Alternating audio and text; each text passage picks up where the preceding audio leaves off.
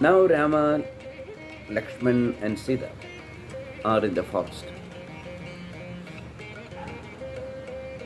They are crossing a river. That's Ganga. And Guha, the king of the Nishadas, people living in forest, they are called Nishadas. He visited Rama and offered his boat to travel in the river. Well, after that, when they crossed the river, of course, in the middle, Rama asked Sita to seek the blessings of Ganga Devi. And finally, they reached on the other side of the bank. And Nishada Raja, Guha, he invites Rama to come and rule the kingdom of Nishadas. But Rama firmly refuses.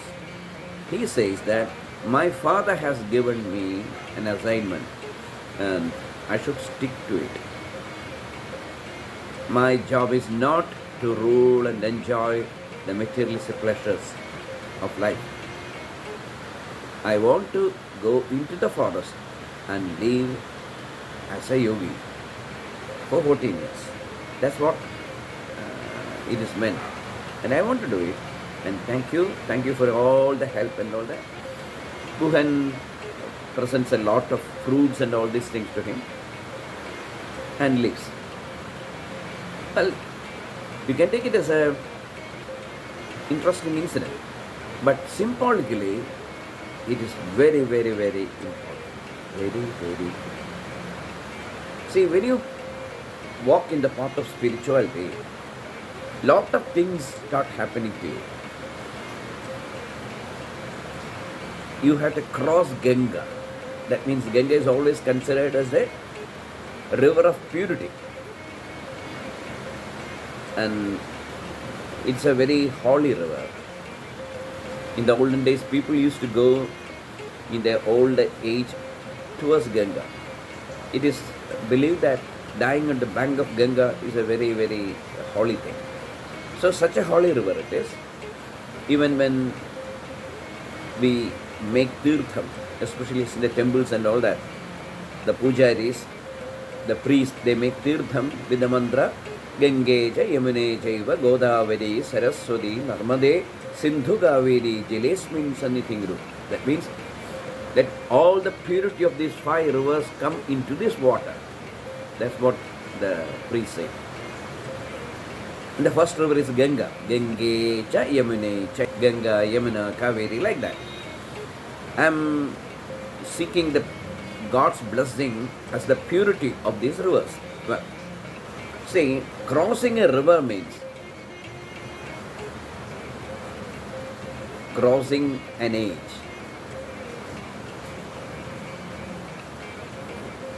The river is always flowing, isn't it?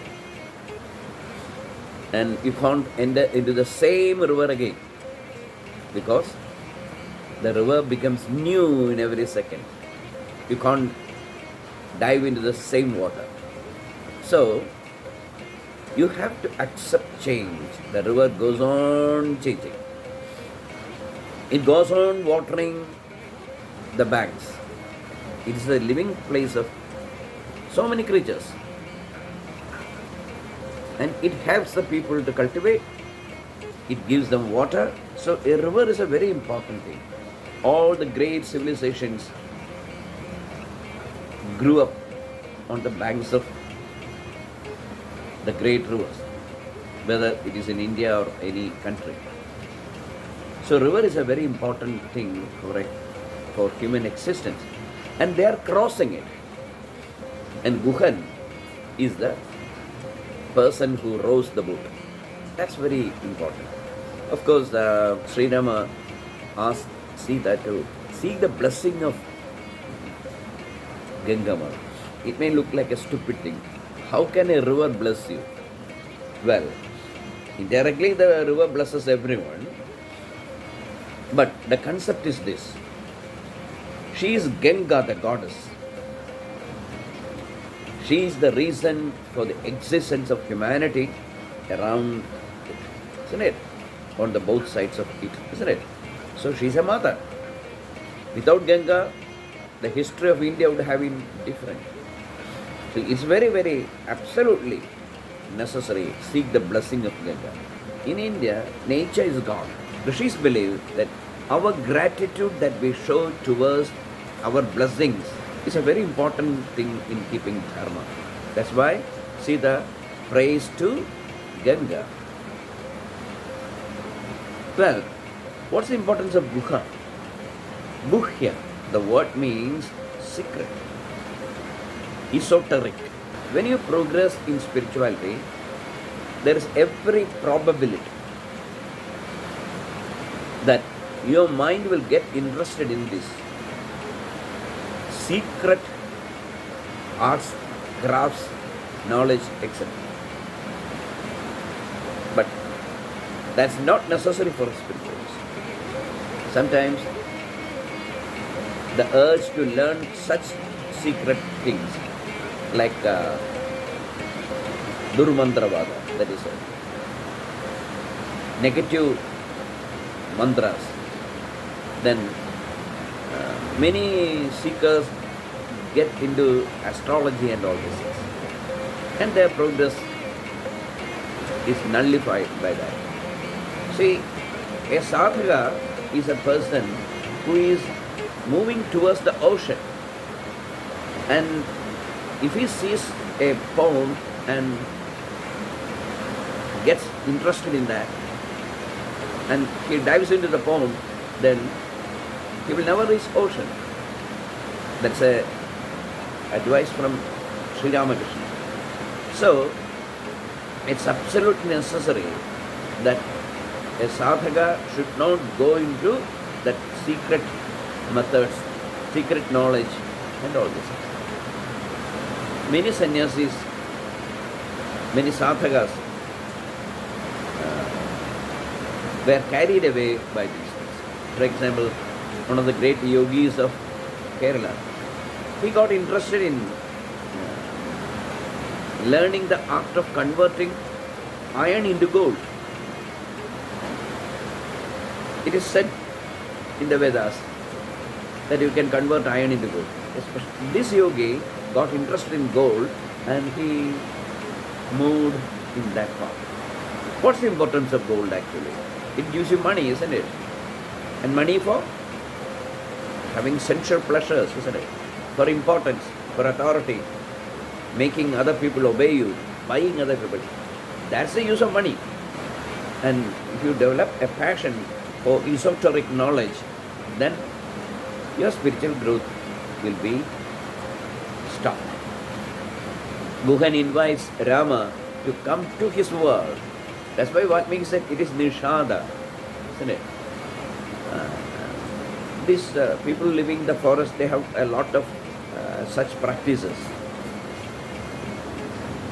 They have so many deities whom they believe can bless you, and they have so many mantras and all that. So Guha invites Rama to come and rule the Nishada Rajya. But Rama says no. It is not that Rama has no respect towards Guha. Of course, this esoteric knowledge and all these practices are good, but that won't take you to the final realization. Ultimately, if you get interested in money, if you get interested in the power of controlling others, then a spiritualist progress will be stopped and he will end there. Many spiritualists lost their spiritual path because they diverted to this path. So, that's the importance of Guha, and in a sadhaka's life it is very, very, very, very important. You should not lose the path. The path is to the ultimate, not the temporary happiness and temporary pleasures and temporary importance and all that. So, Sri Rama crosses the river along with Sita and Lakshman. Guha bows at the feet of Rama and repeats his suggestion. Why don't you come and be our king? But Rama says no. So a sadhaka should never get interested in these secret practices. And if you get interested in that practices, soon you will understand that the spiritual growth that you have attained till that day slowly moves away from you. You go into the darkness of esoteric. No, don't do that.